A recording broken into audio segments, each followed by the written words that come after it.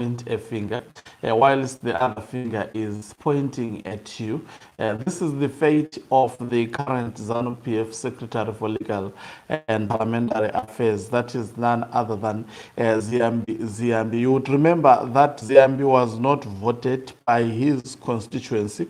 In fact, ZANU-PF rejected him during the primary elections. This is the man who has been used by Emerson Mnangagwa to advance his interest, particularly Constitutional Amendment Act number 3 of 2026, a very controversial act that is opposed by the people of Zimbabwe.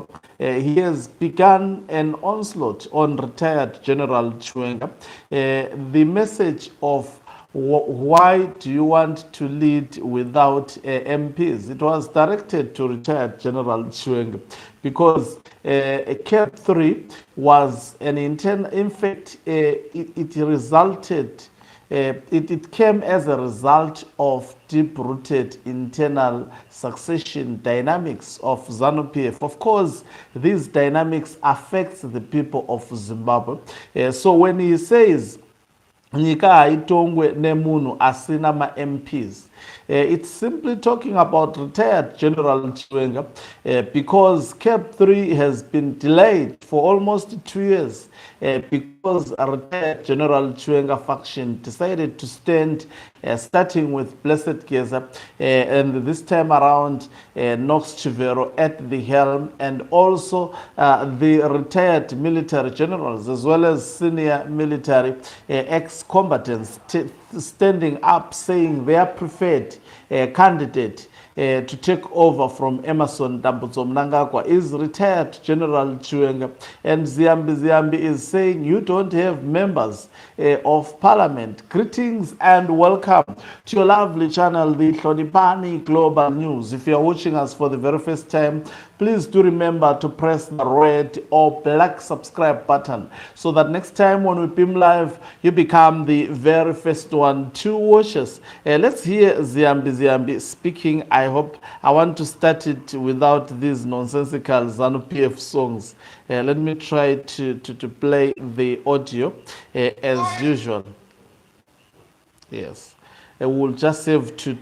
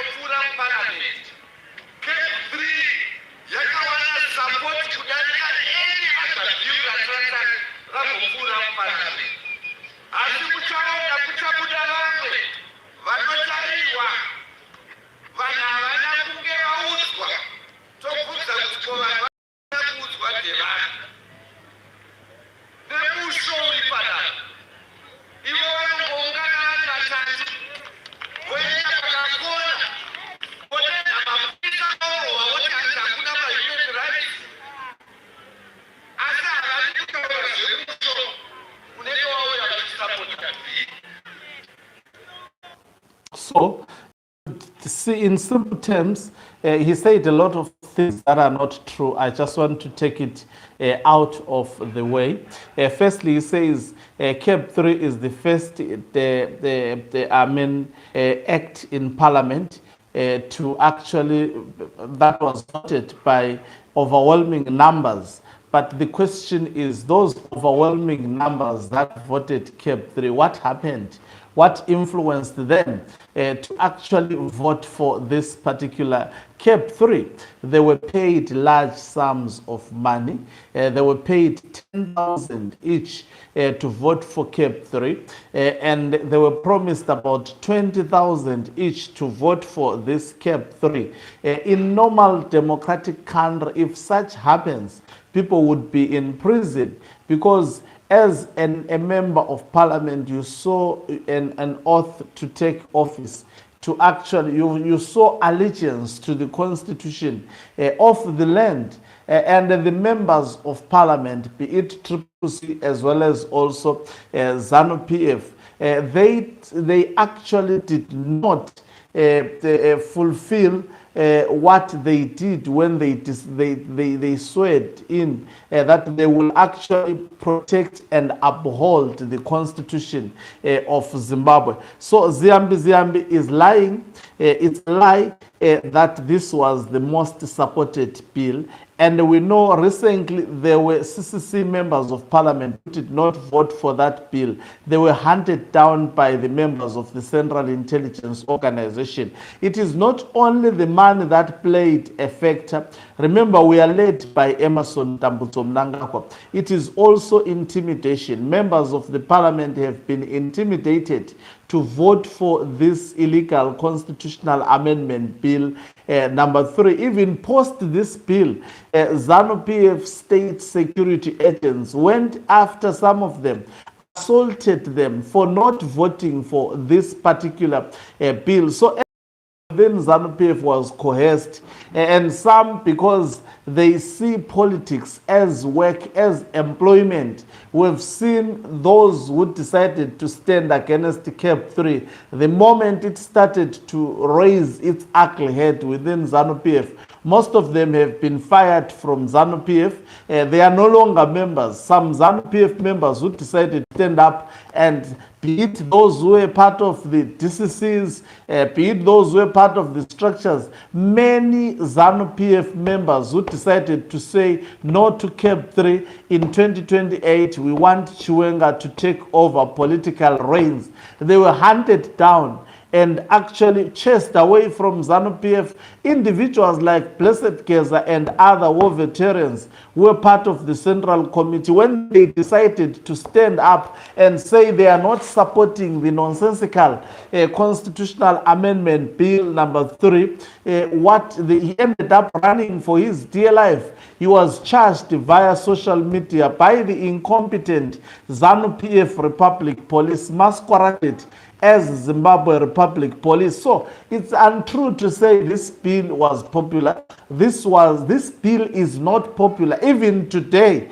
That is why Pegimpilo Mbetsi, for calling for Zimbabweans to protest without even protesting, he is currently in prison because they are trying to put fear to the people of Zimbabwe, because they know that the overwhelming majority of the Zimbabweans, if they decide to stand up, Mnangagwa is an unpopular president. Ziyambi was not voted even by the ZANU-PF structures. It is known, he knows it subconsciously that he was not voted. He is not a popular being in ZANU-PF. If he can contest today in primary elections in ZANU-PF, there is high probability that he will lose. So it's hogwash for Ziyambi to claim that this bill was the most popular bill. The other thing, he claims that the protesters intend to destroy properties. There is absolutely nothing like that. There is no protester who has said he wants to go and destroy properties. This is state propaganda that is covered by the state machinery, Zimbabwe Broadcasting Corporation, and obviously publicized by ZANU-PF pages to give a wrong and actually inaccurate impression to the people of Zimbabwe. People want to protest against constitutional amendment. Protesting is not violence.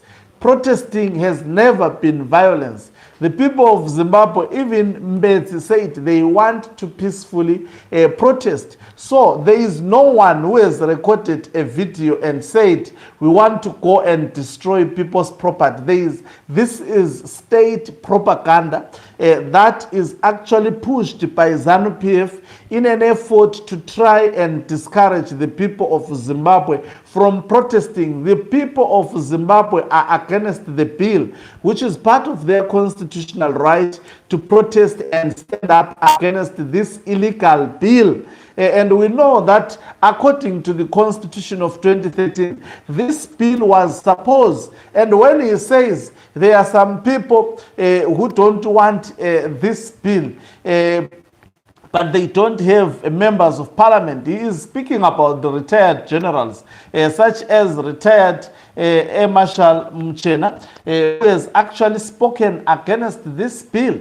He is also speaking about retired general who has stood up and spoken about this bill.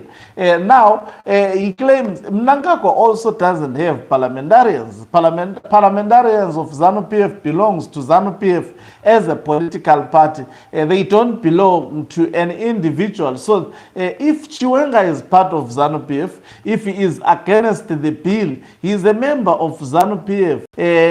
Retired military generals, they have spoken loudly and clearly that they are also stakeholders in ZANU-PF, which means ZANU-PF is their thing. That is what they are trying to say when they say they are stakeholders. If they are against the bill, being members of ZANU-PF, having fought during the liberation struggle, fighting for this ZANU-PF to be in power, because ZANU-PF would not be in power if war veterans did not fight for it. So if war veterans tell you that, and by virtue of them being ZANU-PF members, if they stand up and say, we don't want this bill, they are ZANU-PF members. And ZANU-PF claims to be deriving power from the people, of which we know it's a hogwash.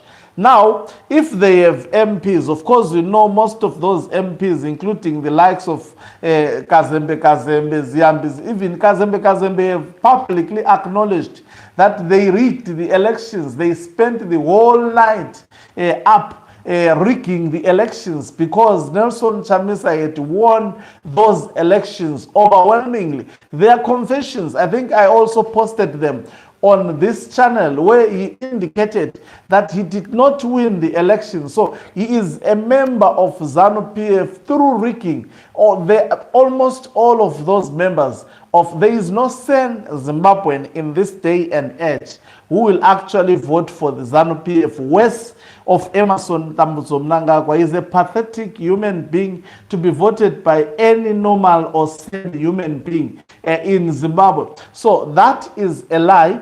Now, also, when we know it is public. I think I have addressed that when he says there are people who don't have members of parliament, but who wants to contest power, he's speaking of war veterans. He is speaking of the retired military generals as well as senior military personnel who have spoken against this bill, and also maybe the generality, the entire majority, overwhelming majority of Zimbabweans who did not concoct the submissions that were submitted to Parliament. If Mnangagwa today wants to prove that he doesn't have support, he must subject this bill to a referendum. The people of Zimbabwe, as well as also the members of ZANU-PF, will overwhelmingly show him that he is not a supported president. He knows the people do not support him. In fact, they have tried internally within ZANU-PF to even conduct processes to gauge whether people of Zimbabwe were going to vote for this CAP 3. They realized that overwhelming majority of the people of Zimbabwe, including ZANU-PF members, they were against this bill. So it's actually hogwash for Ziyambi to come through and say, and also it's not three people that wants to protest. It's the overwhelming people of Zimbabwe. Why are they busy making noise about this? You see, ZANU-PF, if they have the majority, why would they be worried about 3 people? It's easy to round up 3 people. It's not 3 people. It is the overwhelming majority of the people of Zimbabwe. And they are trying to counter this west through unpopular PC. Maybe if they were using my channel, it would be better because it has large numbers than ZPC. When it comes to its viewership, maybe because of its authentic actually views and analysis. So he is actually speaking hogwash. They have nothing against the people. They have absolutely nothing tangible against the retired military generals.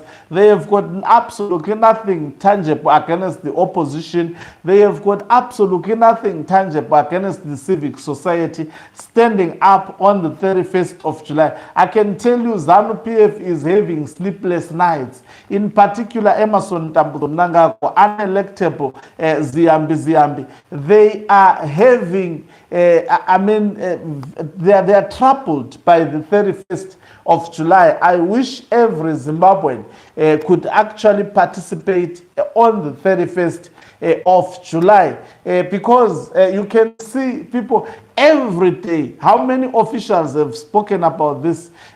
Some parallel structures are going desperately, even threatening Zimbabweans that they will cut their throats on the 31st of July if they stand up and protest against the Constitutional Amendment Act number 3.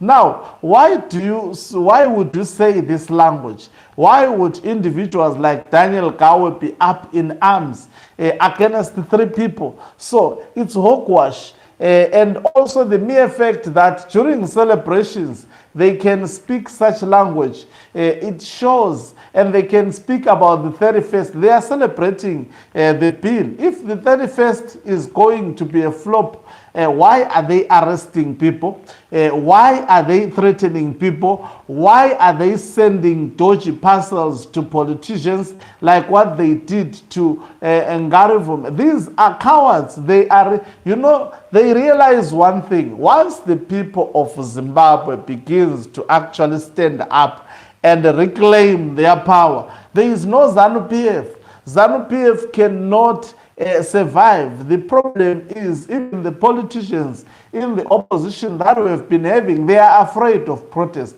They are afraid of mobilizing powerful protest. Protest works. If you look at Arab Springs kind of protest, they worked because of the organizational nature of those people who organized those protests. And Mnangagwa understands it very, very well that is not supported. By the way, in elections, more than 70% in 2 elections that Mnangagwa participated in, people overwhelmingly rejected him. He understands very, very well that Zimbabweans hate me by passion. Maybe that is why he decided to punish them through Constitutional Amendment Bill number 3 and by taking their right to vote for the members of the executive and actually limiting that right to the members of parliament. It was Mnangagwa's anger. He is angry about the rejection that Zimbabweans showed him, not once but twice. He was beaten. Nelson Chamisa trapped Emerson Mnangagwa. It was embarrassing, by the way. That is why the generals decided to say, no, let's have someone in ZANU-PF who is popular, because people hate you with passion. And from that point, Emerson Mnangagwa decided to plot against the generals who told him the truth. And most of them, they have been assassinated. They are actually evidence, as maybe I will actually do that particular video that is surfacing, that these generals, they are not just dying. They are being murdered. They are assassinated because they decided to confront Emerson Mnangagwa head on and told him that you are not popular, my guy. You need to up your game. We will rig elections. They made a mistake also by rigging elections for Emerson Tambutso Mnangagwa. That is why now they have to pay a heavy price. It would be very, very difficult to remove this man who is bent on staying in power and creating a dynasty and making his wife to be the president. That is where we are going to if we do not fight on the 31st of July. So the 31st of July is already causing chaos within ZANU-PF. Amakwala ayatata sebeyatatazela manje. Thank you very much for watching us. If you are watching us for the very first time, please do remember to press the red or black subscribe button so that next time when we beam live, you become the very first one to watch us. You can financially support this channel by pressing the join button and be part of our members who are the heartbeat of this channel. You can equally do so by pressing the thanks button. Umhlabane is signing out.